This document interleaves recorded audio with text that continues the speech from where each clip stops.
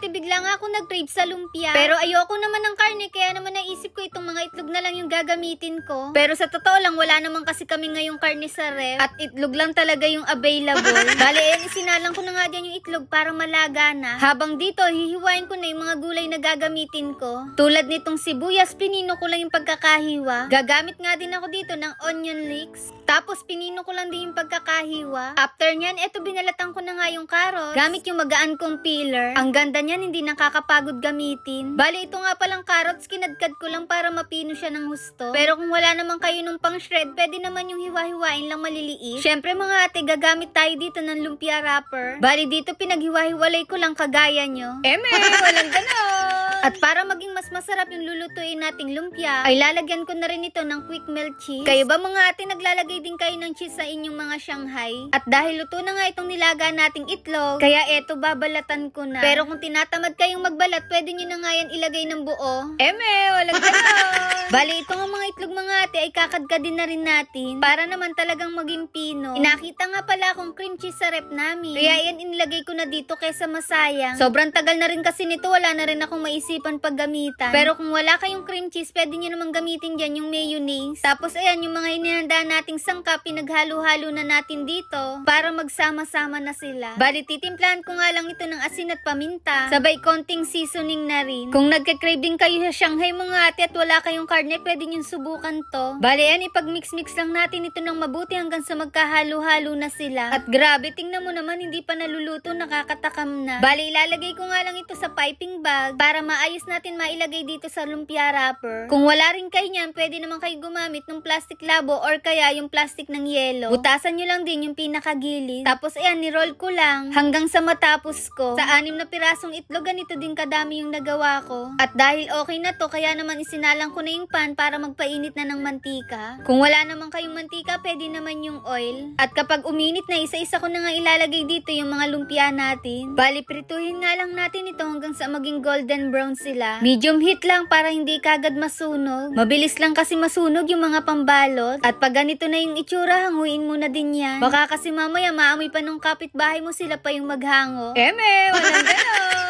At eto na ang ating egg lumpia. Healthy na, masarap pa. Ito mga ate, hindi nga lang pang merienda, pwedeng-pwede nyo rin ipang ulam. Hindi ko na nga ito inantay pang lumamig, kaya ayan, pasong-paso na naman ang ate nyo. Tingnan mo naman yung loob, ang sarap niyan. So, paano mga ate, tara kain na tayo. At nang kagat first bite.